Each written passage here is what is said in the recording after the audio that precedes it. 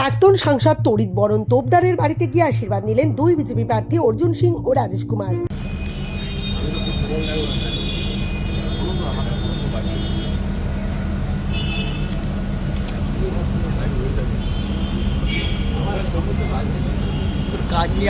বর্ষিয়ান সিপিএম নেতা তড়িৎ বরণ তোপদারের বারাকপুরের বাড়িতে গিয়ে সোমবার তার কাছ থেকে আশীর্বাদ নিলেন দুই বিজেপি প্রার্থী অর্জুন সিং ও রাজেশ কুমার।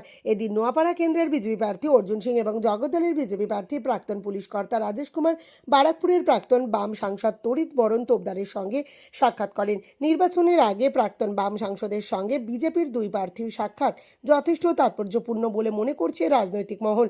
যদিও এই সাক্ষাৎ নিয়ে প্রাক্তন বাম সাংসদ তড়িৎ বরণ তোপদার বলেন, এখানে কোনো রাজনৈতিক সমীকরণ নেই। অর্জুনের পিতা সত্যনারায়ণ সিংয়ের সঙ্গে তাদের লড়াই ছিল, রাজনৈতিক এবং শ্রমিক ইউনিয়নগতভাবে ওনার সঙ্গে বিরোধিতা ছিল, কিন্তু রাজনীতির বাইরে ওনার সঙ্গে তার সুসম্পর্ক ছিল, সেটা তার পুত্র অর্জুন বহন করে চলেছে। এখানে কোনো রাজনৈতিক ইকুয়েশন নেই। অর্জুনের বাবার সঙ্গে আমাদের ইকুয়েশন ছিল, লড়াইয়ের ইকুয়েশন। হ্যাঁ, সত্যনারায়ণ সিং সে সত্যিকারের জুট মিল ইউনিয়ন করতো। হ্যাঁ, দয়ারাম বেরির পরে ওখানে সত্যনারায়ণ সিং হচ্ছে ওখানকার জুট মিলের লিডার। আগে আমরা দয়ারাম বেরির সঙ্গে লড়েছি, তারপরে সত্যনারায়ণ, আর সেই সঙ্গে আমাদের সঙ্গে কোনো ঝামেলা ছিল না।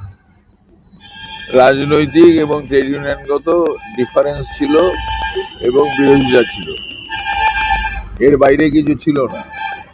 এর বাইরে সামাজিকভাবে নেমন্তন্ন হওয়া, পরিচয় হওয়া, কথাবার্তা চালু, সামাজিকতাটা ছিল, সেইটা ওর ছেলে বহন করে চলেছে।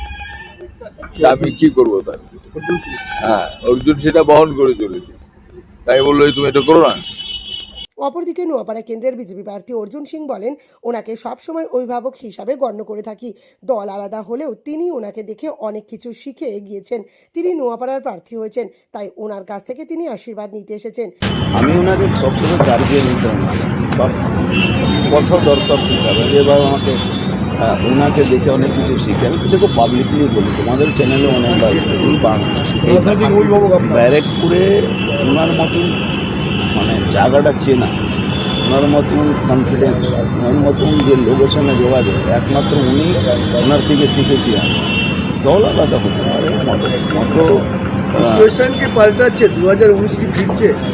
ইকুয়েশন ব্যাপার না, ইকুয়েশন দেখো মানুষের হাতে সব কিছু থাকে, ইকুয়েশনের কোনো ব্যাপার না। আমি বরাবরই ওনাকে সেই জায়গাটা মানে আমার বাবা না করে ওনাকে যদি সম্মান দিত মনে লাগে, কেন আমি অনেক কিছু শিখেছি। আমি জানি লোকটা অদ্ভুত, একটা কম আছে, রাত 12টা 1টা অব্দি কে ঘুরে বেড়ায় এই বয়সেও দেখবে সব জায়গায়।